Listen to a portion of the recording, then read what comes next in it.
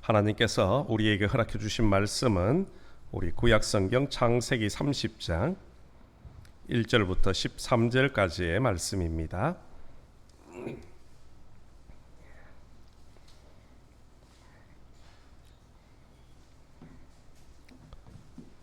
창세기 30장 1절부터 13절까지 말씀은 제가 가지고 있는 구약성경 43면입니다. 우리 찾으셨으면 한 절씩 우리 교독하시겠습니다.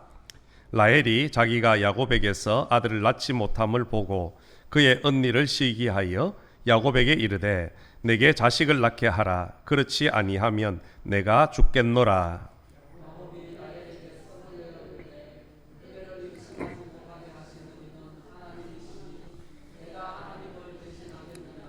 라헬이 이르되 내 여종 빌하에게로 들어가라. 그가 아들을 낳아 내 무릎에 두리니 그러면 나도 그로 말미암아 자식을 얻겠노라 하고,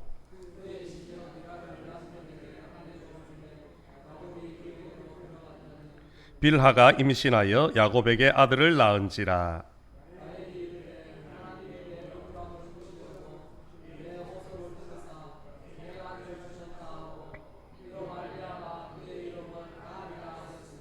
라헬의 시녀 빌하가 다시 임신하여 둘째 아들을 야곱에게 낳으매,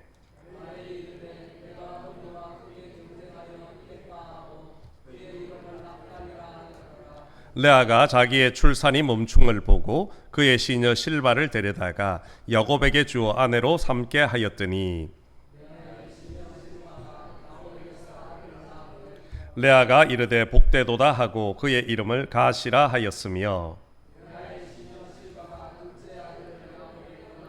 함께 읽겠습니다. 레아가 이르되 기쁘도다 모든 딸들이 나를 기쁜 자라 하리로다 하고 그의 이름을 아셀이라 하였더라. 아멘. 오 찬양 예배 오신 우리 모든 성도들이 은혜가 있기를 간절히 소망합니다. 아주 옛날에 하늘을 나는 새들과 땅에서 사는 동물들 사이에 큰 싸움이 벌어졌습니다. 그런데 이 둘 사이에서 고민에 빠지고 갈등에 빠진 동물이 한 마리 있었습니다. 바로 박쥐였습니다. 박쥐는 날개가 있어서 하늘을 날아다니기도 하고 또 날개를 움츠리면 땅에서 또 걸어 다니기도 하는 그런 동물이지요. 그러면서 박쥐가 새 편에 붙을까 아니면 땅에 있는 동물들 편에 붙을까 아주 갈등이 심했습니다. 그렇게 고민하고 갈등하는 끝에 좋은 꾀를 하나 내었죠. 뭐냐면 새들이 이기면 날개를 활짝 펴 날아다니며 나는 새 편이야 그렇게 이야기하고, 동물들이 이기면 날개를 탁 짚고 땅에서 걸어다니면서 동물 편에 탁 붙는 겁니다. 그렇게 해서 하루는 동물 편에 하루는 새 편에 그렇게 붙으며 이중생활을 하고 있었지요. 그런데 어느 날 갑자기 새들과 이 땅에 있는 짐승들이 모여서 화해를 해버렸습니다.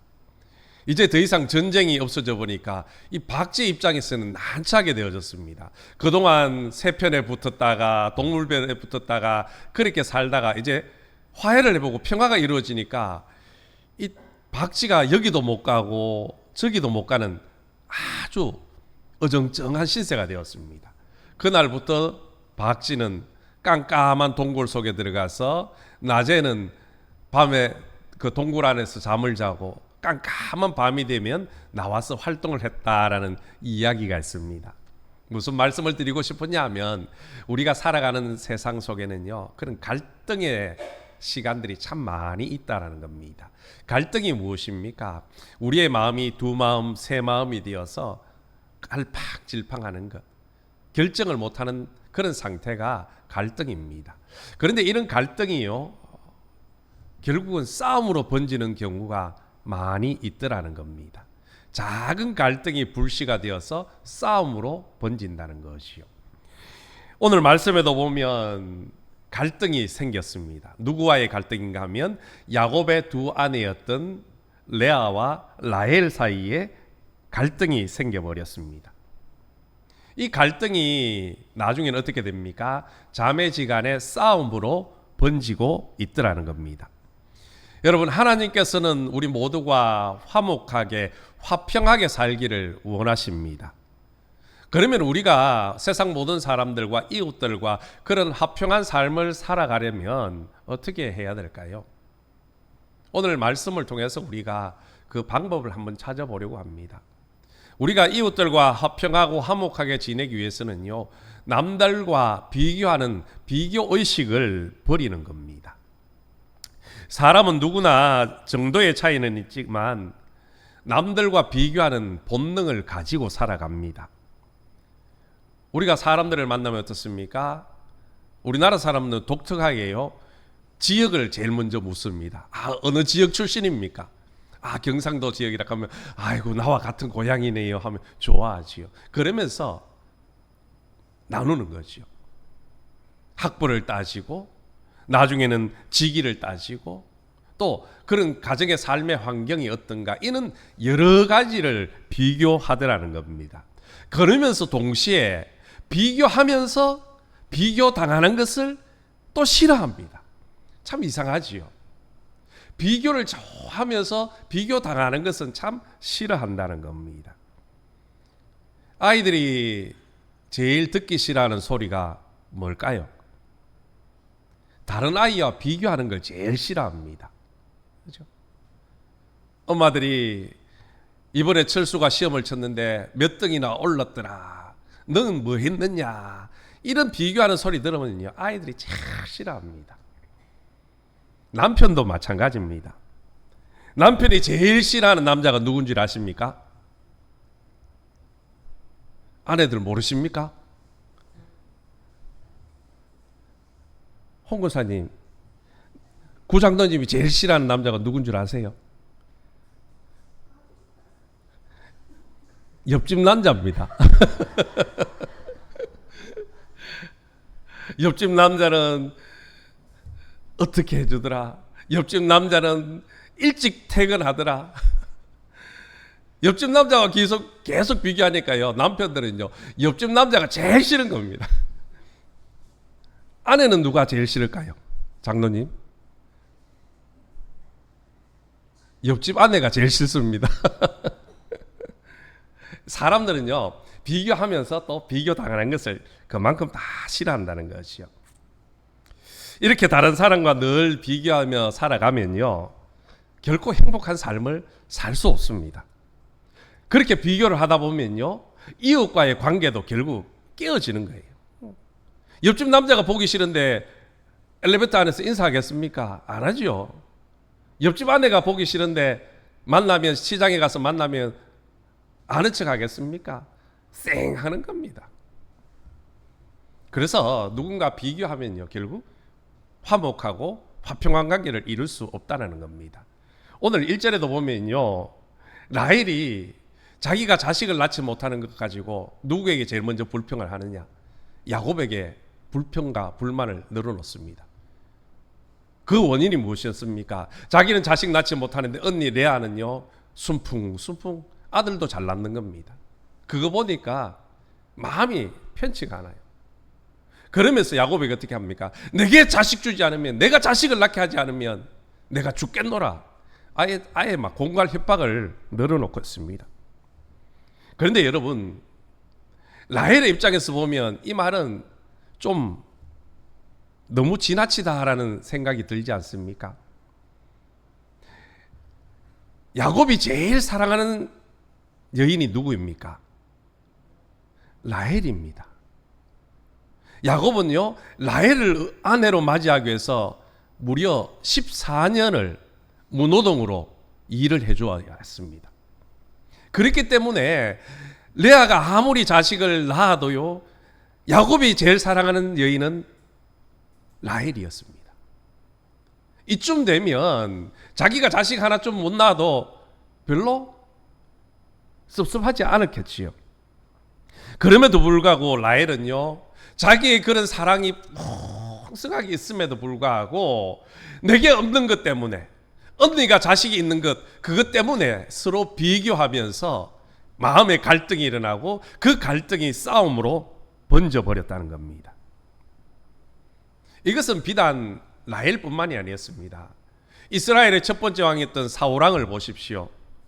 사울왕은요, 처음에는 정말로 하나님의 마음에 들 만큼 좋은 사람이었습니다. 그런데 골리앗과의 싸움에서 다윗이 등장을 하지 않습니까? 다윗이 골리앗과 물리치고 전쟁터에서 돌아오는데 여인들이 길거리에 나와서 노래하며 춤추며 다윗을 띄워주기 시작합니다. 어떻게 띄웠습니까?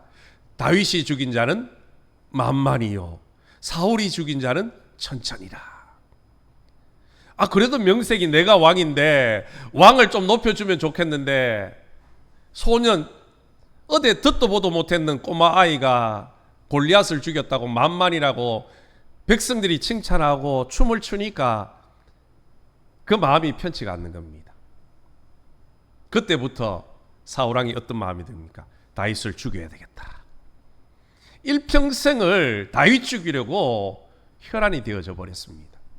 다윗과 비교하는 그 비교의식 때문에 사울은요, 왕으로서의 평안한 삶도 살 수 있었고요, 행복한 삶도 살 수 있었습니다. 그러나 결국 다윗과 비교하는 그 마음 때문에 왕의 자리도 빼앗기게 되어지고 평생을 불행한 삶을 살 수밖에 없었다는 겁니다. 프랑스의 철학자인 알랭이라는 분은요, 사람을 불행하고 불안하게 만드는 것은 비교의식이다 라고 이야기합니다. 사람들과 비교하고 하면요, 마음이 불안해지고 또 그것 때문에 불행해진다는 겁니다. 특별히 다른 사람과 비교하여 자신을 낮게 비하하는 것에 대해서요, 내면의 폭군이라 그렇게 정의를 내렸습니다. 비교하는 의식은 결국 내 안에 있는 폭군이라는 거죠. 여러분, 폭군은 어떻게 됩니까? 잠재워야 됩니다. 그런데 사람들과 비교하다 보면요, 잠자던 그 폭군이 깨어나서 칼을 휘두르면요, 그야말로 무법천지가 되어지는 것이요. 폭군은 용납하면 더 무섭고 더 위험한 폭군이 될 뿐입니다. 그래서 그 폭군을 몰아내야 되는 거죠. 내면의 폭군을 몰아내기 위해서는요, 나를 비롯한 모든 사람이 하나님께서 귀하게 여기는 존재라는 것을 기억하면 되는 겁니다. 나도 귀한 존재이지만 내 이웃도, 내 가족도 귀한 존재라는 것을 인정해버리면요, 비교하지 않게 됩니다. 비교하지 않으면 행복해진다라는 것이요. 여러분, 상품이라는 것이 있고 작품이라는 것이 있습니다. 이 상품과 작품의 차이점이 뭐냐 하면, 상품은요, 비교할 수 있는 겁니다. 예를 들어 텔레비전이 한 대 있습니다. 이 텔레비전이 한 대지만은 사는 사람은 비교를 하겠죠. 어떻게 비교하는가? 삼성 제품은 뭐가 좋더라, LG 제품은 또 어떤 것이 좋더라, 그렇게 서로 비교하면서 내가 더 마음에 드는 것을 살 수가 있는 겁니다. 그러나 작품은 어떻습니까? 작품은 그 작품만의 고유한 특징과 멋이 있기 때문에 비교 대상이 아닙니다. 비교할 수 없지요.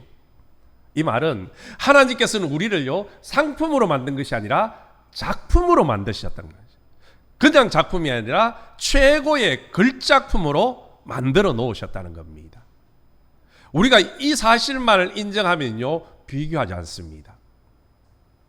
우리 집 안에도 옆집 안에도 하나님이 귀하게 소중하게 여기는 작품이라는 것을 인정하면요, 비교하지 않습니다. 내 남편도, 이웃집 남자도 하나님이 기뻐하시고 소중하게 만드신 작품이라는 것을 인정하면요, 비교하지 않습니다. 비교하지 않으면 갈등은 사라지는 겁니다. 여러분, 부모가 10명의 자식이 있습니다. 그 10명 부모에게는 다 소중한 존재입니다. 물론 뭐 좀 더 마음이 가는 자식이 있기는 있다 그러시더라고요. 그러나 다 귀중합니다. 첫째 아들도 귀중하고요, 둘째도 귀중하고요, 어리광 부리는 막내도 귀중하다는 것이요. 하나님께서는요, 바로 우리 한 사람 한 사람을 아주 귀하게 걸작품으로 그렇게 만들어 주셨습니다. 여러분, 가정과 이웃과 화평한 관계를 맺기 위해서는요, 바로 이 비교 의식을 버리면 되는 겁니다. 다른 사람과 자신을 견주는 비교 의식은요, 모든 갈등의 씨앗이 되어버려요. 결국 그 갈등이 싸움으로 번지게 되고, 그 싸움이 나중에는요, 원수지간이 되어지는 겁니다. 그러므로 오늘 우리가 이제는 비교 의식을 다 버리십시다. 그 대신에 나를 귀하게 여기십시오. 나는 하나님의 걸작품이야. 그리고 내 가족들, 이웃들을 귀중하게 여기십시오. 내가 귀한 만큼 내 가족도 귀하고, 내가 소중한 만큼 내 이웃도 소중하다는 것을 우리가 인정을 하게 되어지면요, 갈등은 없어지는 겁니다. 우리 모두가 그런 소중함을 기억하고 비교의식을 버려서 이웃들과 가족과 화목하게 지내기를 간절히 소망합니다. 두 번째는요, 이기심을 버리는 겁니다. 이기심은 자기 자신의 이익을 꾀하는 마음입니다.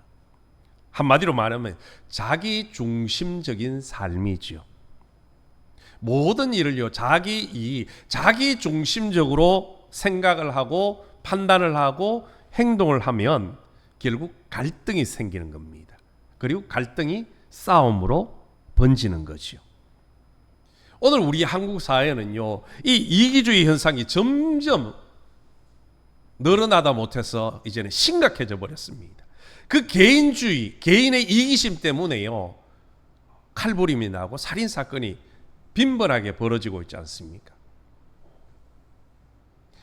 공공의 이익을 위해서는 반드시 필요한데 내가 사는 데는 안 된다고 다 생각을 해버립니다. 그래서 집단적으로 행동을 하는 경우가 많이 있지요. 예를 들면 이렇습니다. 쓰레기 소각장, 아니면 화장장, 장애인 시설, 아니면 노약자 시설, 이런 것이 우리 사회에 꼭 필요하죠. 공공을 위해서라면. 그런데 내가 사는 동네는 안 돼. 그렇게 생각하는 겁니다. 이기주의지요. 무엇 때문에 안 된다는 겁니까? 그런 혐오 시설이 들어오면 땅값 떨어지고 내가 사는 주거 환경이 나빠지기 때문에 다 싫다라는 겁니다. 다 이런 이기심이 점점 심화되어지니까요, 이런 일들이 벌어지는 겁니다. 오늘 본문에도 보면 라헬도 자신의 이기심을 고스란히 다 표출을 하고 있습니다. 라헬은 자신의 부족함을 채우고자 자신의 종 빌하를 남편에게 주지 않습니까? 그리고 두 아들을 낳습니다. 이 라헬의 이기심이 얼마나 적나라하게 드러나는지요, 자식을 낳을 때마다 이름을 짓는 것을 보면 알 수가 있습니다. 빌하가 아들을 낳았습니다. 그 첫 번째 아들을 이름을 짓는데요, 뭐라고 짓습니까? 하나님이 나의 억울함을 풀어주셨다. 그러면서 이름을 단이라 지었습니다. 아들 낳으면서 봐라, 하나님이 내 억울함 풀어주셨다, 이해해 주셨다. 그리고 두 번째로 빌하가 또 아들을 낳습니다. 그런데 그 아들의 이름이 뭡니까? 내가 언니와 경쟁하여 이겼다. 그러면서 이름을 납달리라 짓습니다. 여러분, 라헬의 목적은요, 언니와 경쟁해서 이기는 것이었습니다. 이겨서 못하는 겁니까? 내가 행복해지겠다는 겁니다. 자신의 만족을 위해서 가족의 아픔을 당하든지, 가족이 고통을 당하든지, 이웃이 슬픔을 당하든지 문제 삼지 않는다는 것이요. 이런 극도의 이기심은 그것으로 끝나지 않았습니다. 이런 이기심이 누구에게 또 번져갑니까? 언니 레아에게도 번져갑니다. 레아라고 가만히 있겠습니까? 빼앗겼던 그 사랑, 그 행복 다시 찾아오기 위해서 자기의 여종이었던 실바를 또 야곱에게 아내로 주지 않습니까? 오늘 말씀을 보니까 그 실바도요, 결혼을 하고 두 아들을 낳고 있습니다. 여러분, 레아와 라헬 이 두 사람을 보면서 어떤 생각이 드십니까? 마치 아들 낳기 경쟁하는 것 같지 않습니까? 무엇 때문에 그렇게 경쟁을 벌이는 겁니까? 행복해지고 싶었어. 야곱의 사랑을 독차지하고 싶었어. 그 이면에는 바로 이기심 때문이었다는 겁니다. 여러분, 라헬과 레아는요, 야곱의 아내이기 이전에 어떤 관계였습니까? 자매지간이었습니다. 피를 나눈 자매였습니다. 최소한 자매라면 조금 양보하고 도우며 살아야 되지 않겠습니까? 그럼에도 불구하고 서로 경쟁해서 이기려고 난리를 치고 있습니다.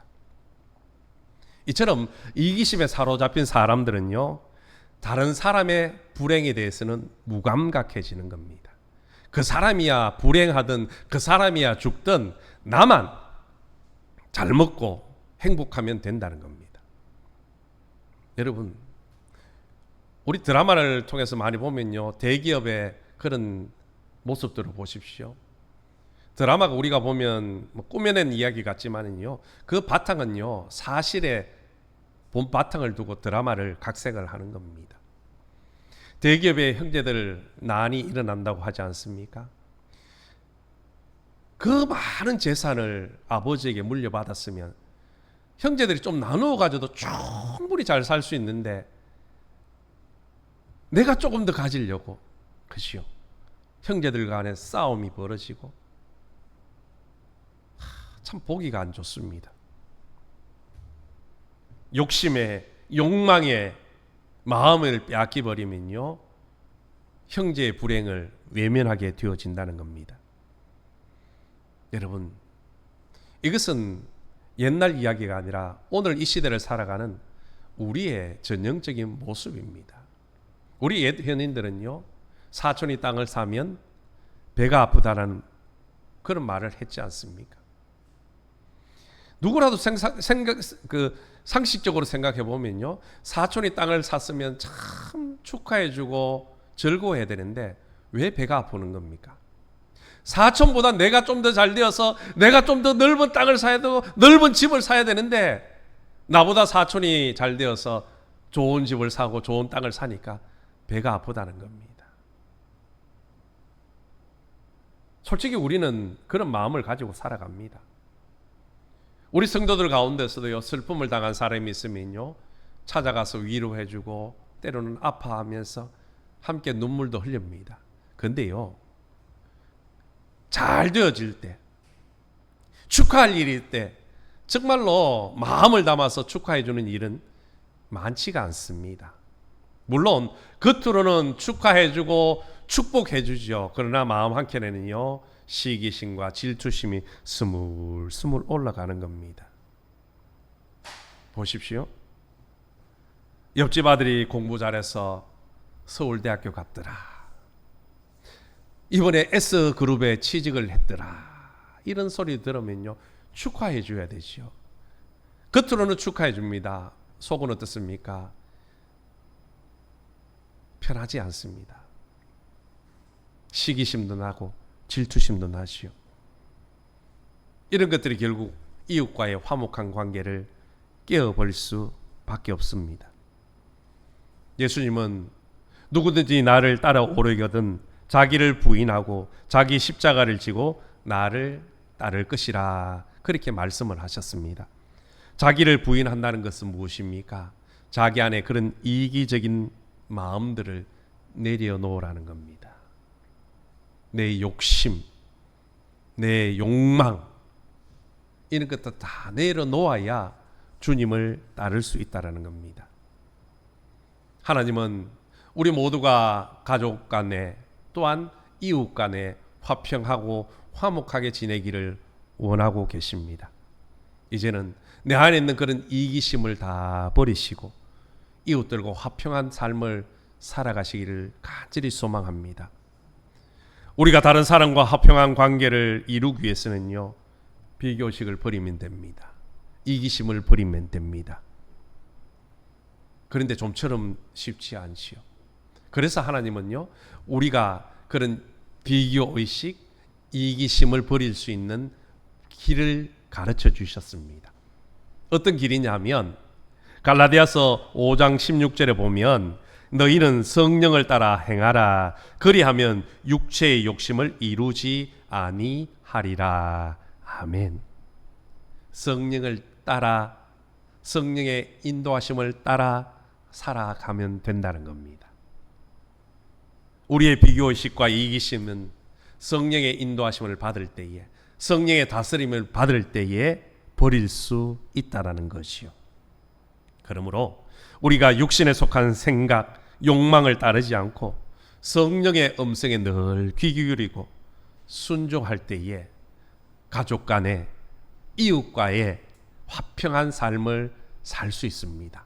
이번 한 주간 성령의 인도하심을 간절히 사모하셔서 내 안에 있는 그런 비교의식, 이기심, 성령의 충만함으로 다 버리시고 가족 간에 더욱더 화목하고 이웃과 화목하고 직장에서 직장 동료들과 화목하고 화평을 이루는 한 주간이 되시기를 주님의 이름으로 축원합니다.